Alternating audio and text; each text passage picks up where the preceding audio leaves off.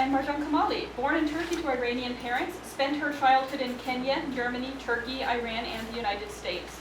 She holds degrees from UC Berkeley, Columbia University, and New York University. She is the 2022 recipient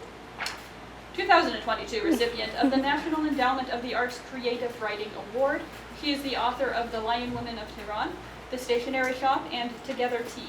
She lives with her husband in the Boston area, and they have 2 children. Thank you very much.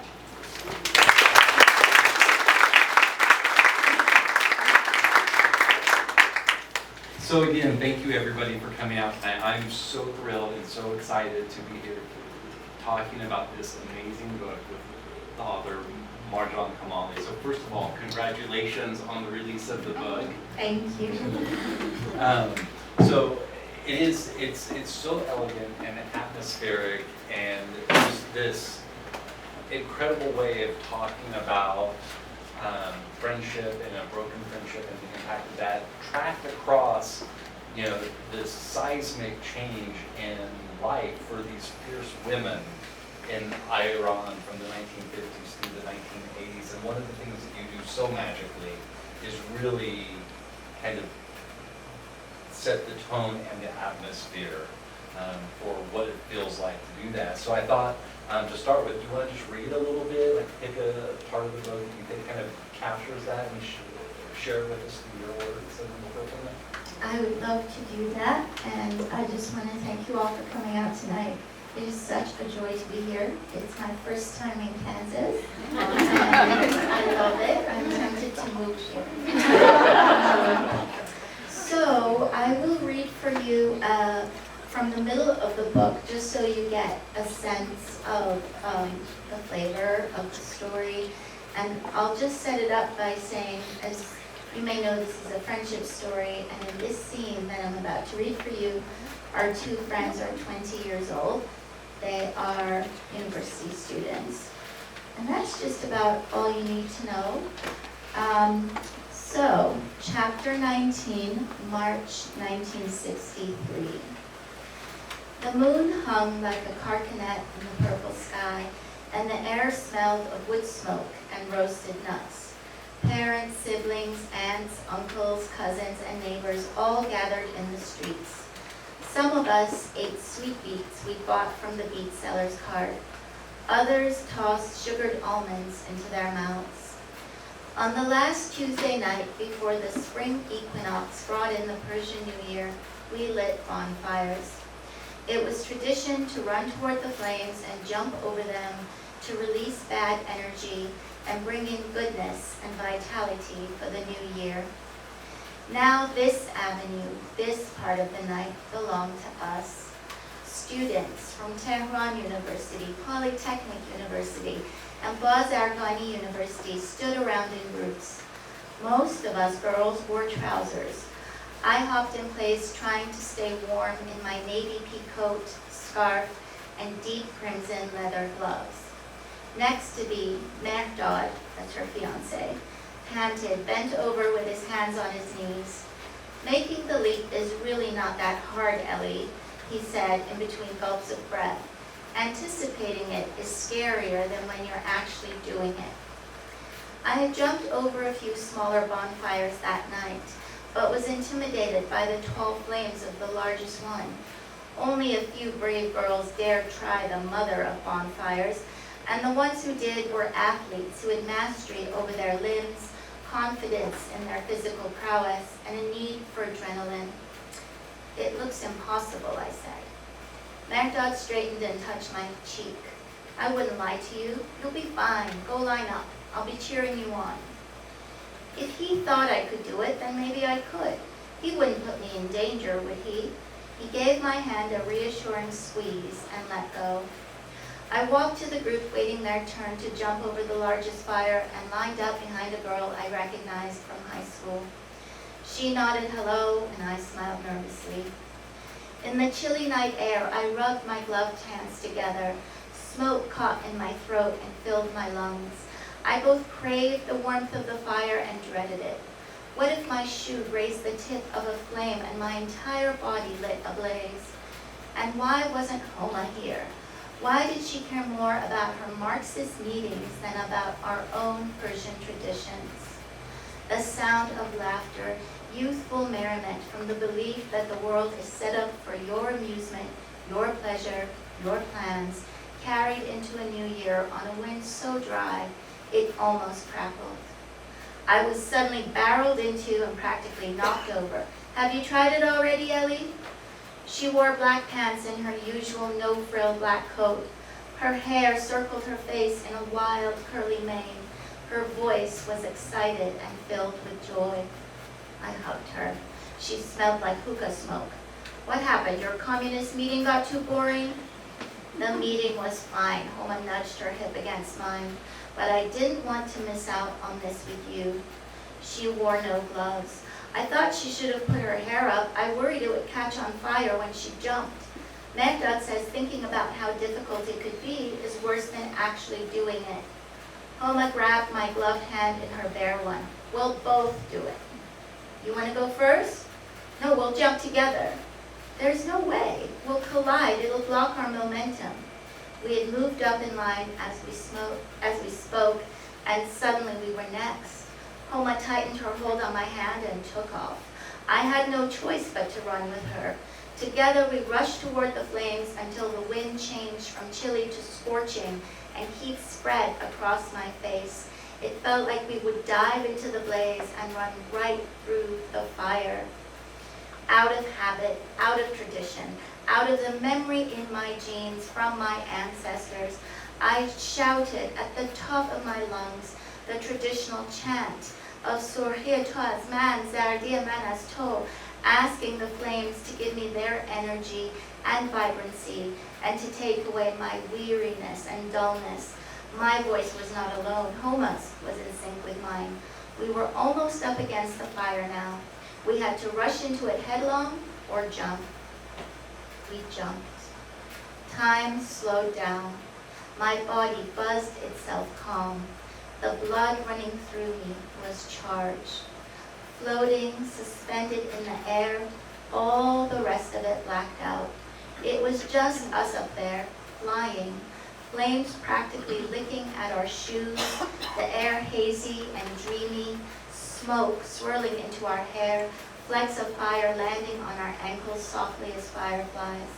We rid ourselves of the toxic and shed burdens from the past year to enter our new year cleansed by the smoke of the fire, cleansed by the rush of adrenaline that coursed through our limbs, cleansed by the soaring leap.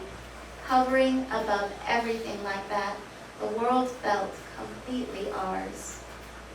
And then we thudded onto our knees. My wrist turned backward, Homa's body was splayed. With effort, she staggered onto all fours and helped me up. Together we stood upright and stumbled out of the way so the next person could land behind us. We walked until we located the shape of Meghdad on the sidelines. Homa swung my arm up in victory. I inhaled the night air, amazed and slap-happy at our unaccountable flight, unaware that it would be our last.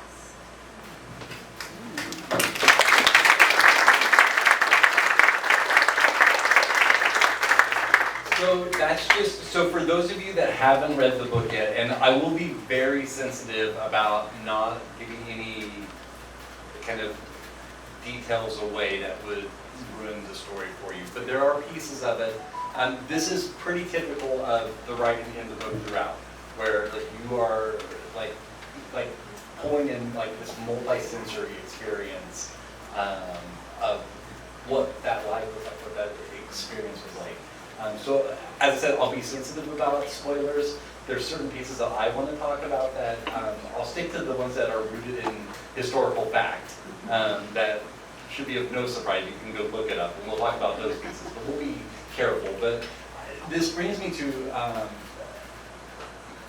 in thinking about this, I had seen a quote from you where you talked about one of the professors that was influential in your life about the role of the historian versus the novelist, and how the historian I think can tell you what happened, but the novelist can tell you how history feels. I think this is an example of that. Do you want to kind of talk a little bit about that approach to your writing and like how that integrates into these sort of elemental pieces of the story? Yes, so to my surprise, I write historical fiction. I never planned on doing that, but my first book took place in the late 70s and the mid 90s, Together Tea, and I was later told that's historical fiction. My 24-year-old editorial assistant let me know that the 70s and the 90s are history. So I kind of fell into historical fiction, but the quote you were mentioning is from E.L. Doctorow, and I was lucky enough in my graduate program to study with him. And he taught us he taught us many things, but one, he made us sign a pact at the beginning of the workshop that we would watch zero television. So he thought it's very bad for your writing. And the second thing is that famous E.L. Doctorow quote where he says that history and history books show us what happened in geopolitics, but fiction shows us how what happened made people feel. And I'm more interested in that. I'm more interested in the way historical circumstances outside of a person's control affect their destiny and their love and their friendship and just their relationships in general. So though the Lion Women of Tehran has as its backdrop many real-life historical events that happened in the 50s, 60s, 70s, early 80s, another time period we can't talk about because it's a spoiler. But I'm much more interested in how these two characters were affected and how their friendship was ruptured with the history as a backdrop. So, and I think before we get too much further, there's some pieces of that all like use that kind of idea of the novelist tells you how history feels through the next several kind of pieces that we talk about. But before I get too much further, I do want to talk, I think it's fascinating, and some of you may have heard this story, and if you haven't, you need to, about kind of the origin of this book and how it came about, and kind of interesting kind of road that you got to, and like where it started and where it ended. If you want to kind of share that part of the story with our guests tonight, I would love to hear your... Yes, well, sometimes books come from the strangest places. So after my second book, after the stationery shop came out, I started writing the next one. And I was about 100 pages in when the pandemic began. And I was in lockdown like so many people and scrolling Instagram as one does. And I came across these posts from a friend of mine. We had been best friends in elementary school in Iran. And once upon a time, we had played together almost every day. We had done homework together. We knew one another's moms. We'd shared our dreams about the kinds of women we'd grow up to be. But we also shared our fears because we were young girls living under an autocratic regime and in a time of war. So I'm sitting there and I see her posts, and I just started to think about the very different directions our lives had taken.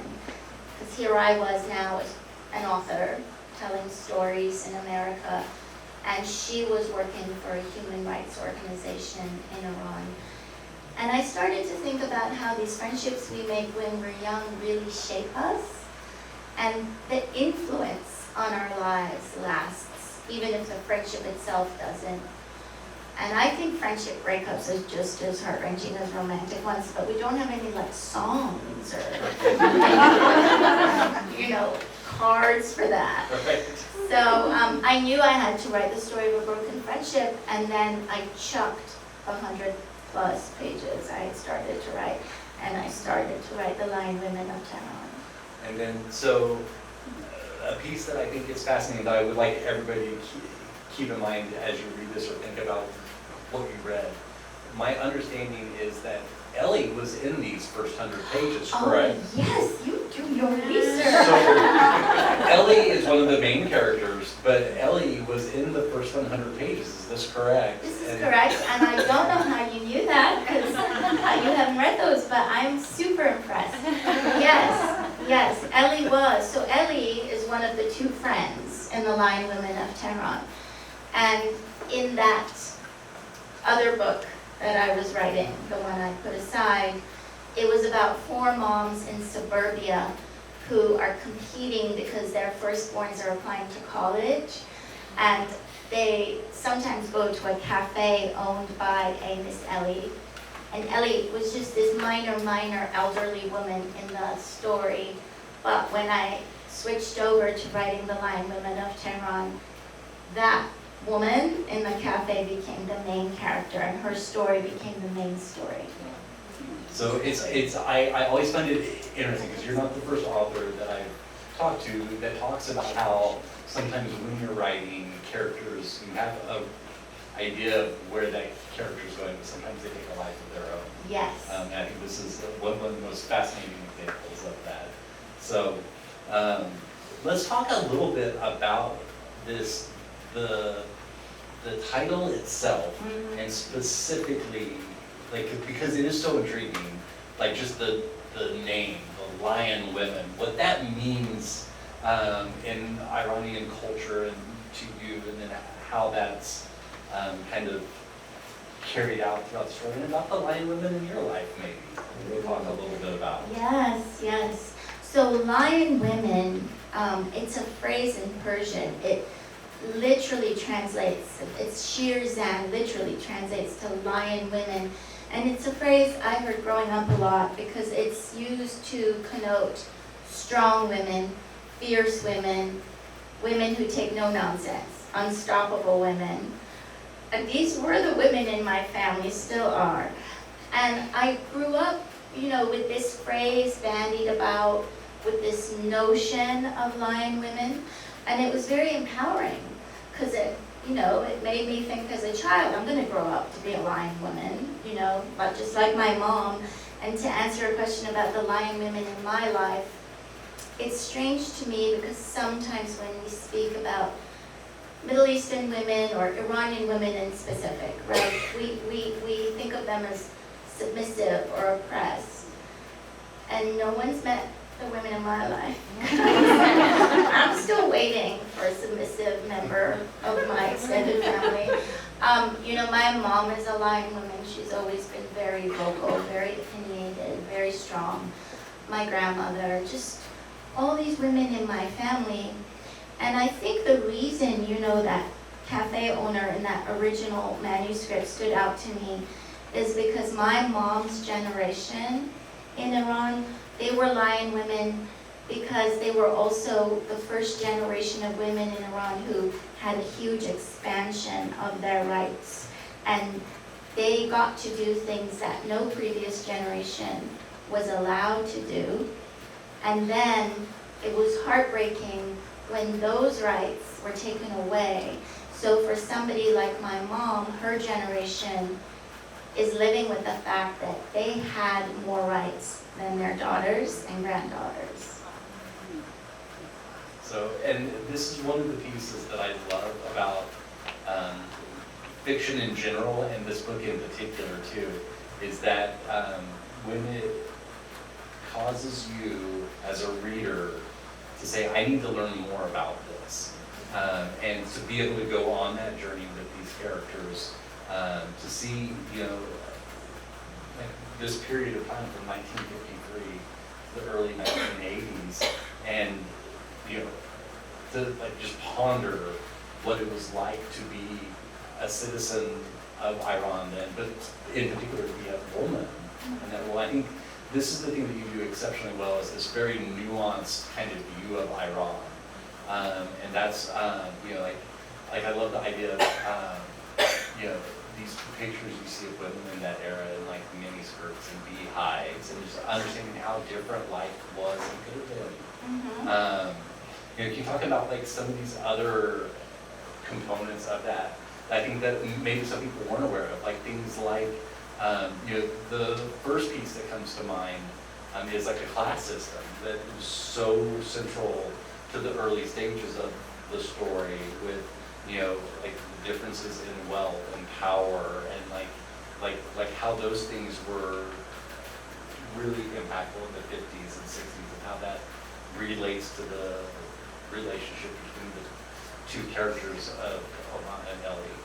Yeah, so Homa and Ellie are the two friends, and their friendship is formed pretty quickly, and they form an unbreakable bond. But they come from very different classes. And in the 50s and 60s in Iran, and I think anywhere really to this day, we may want to talk about class or we may want to not talk about class, but it exists. And so Ellie comes from sort of a wealthier, more privileged class. And Homa is from a more, for lack of a better word, lower class, like she's from a poorer part of town, but her family is in many ways so much richer than Ellie's in their sophistication about just world events and politics and just their kindness towards one another. So I really wanted to explore how the class divides siloed people in a very artificial and somewhat cruel way, where we weren't supposed to mix the classes. And I feel like class is the one thing that's universally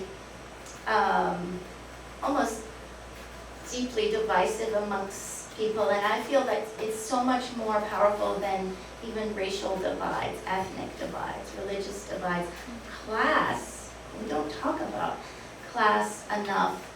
And the 50s, 60s, and 70s for Iranian women saw, the class divides were there, but education allowed women from the poorer classes to succeed and elevate themselves and move into professions, and to have somebody like a Homa who's from the bottom of the city, the poorer part of the city, dream of becoming a lady judge, a woman judge. And you had female judges, you had women holding these positions of authority and power, and then when everything changed, they were derobed. They were asked to leave and go home.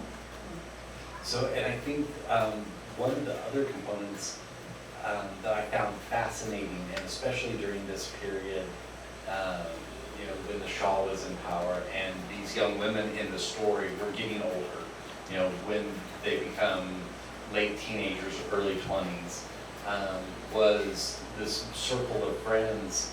You do this thing where you illustrate what it's like to live under autocratic rule and the decisions that some people make. And so one of the friends, there's this piece that really kept sticking out to me, and it's kind of central because there is a betrayal at some point in the book, and I'll be vague about that.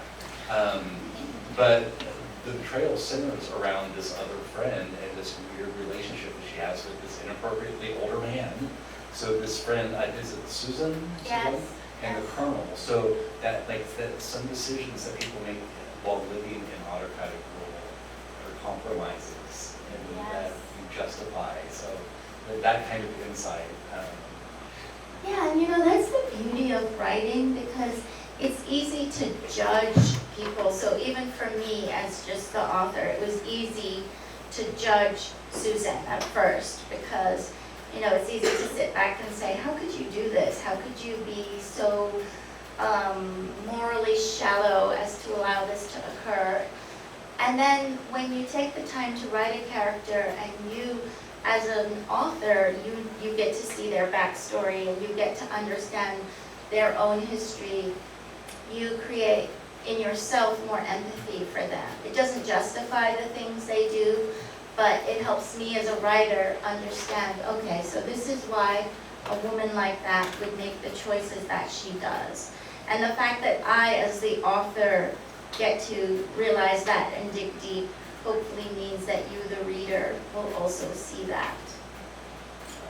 I think, but the other piece that I've seen, I think, too, is that I think what you would describe as one of the key points is that despite these differences in us, is that ultimately we have more in common than what we actually think, and how that's explored in the book. Yeah, I feel, okay, so I think that we are being told that we are so different, not just, you know, this country and that country, within our country.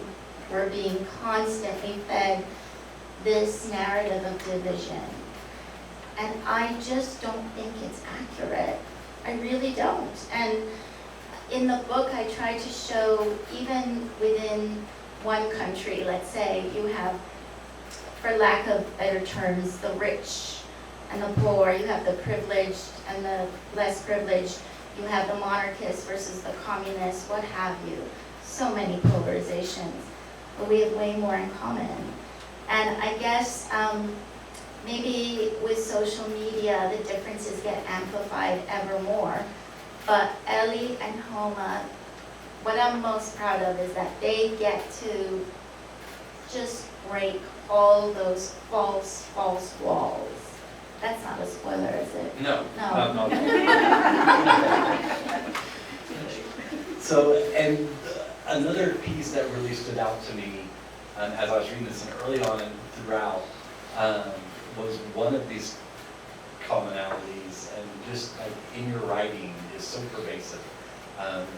And for those of you that have had the opportunity to read the book, you know, I think what I'm talking about is the food in the story is so simple. So, and I was sharing with Marjan earlier, so one of the dishes is this salad Olivier Yes. that is talked about over and over. So like I've started acquiring the ingredients so I can make this. You know, and this, the rose water and the saffron ice cream. And so like, can you talk a little bit about how that commonality, like why you put so much importance on that in the book consistently throughout, like how that kind of binds us all together? Yeah, I think food is the universal language. And I didn't live in Iran very long, but my connection to the culture is mostly through food, thanks to my mom. And I wanted to include the food. It was very intentional because when Ellie leaves Iran and comes to America, the food is a way for her not just to connect to her past, but it's a way for her to connect to new people in her life through food.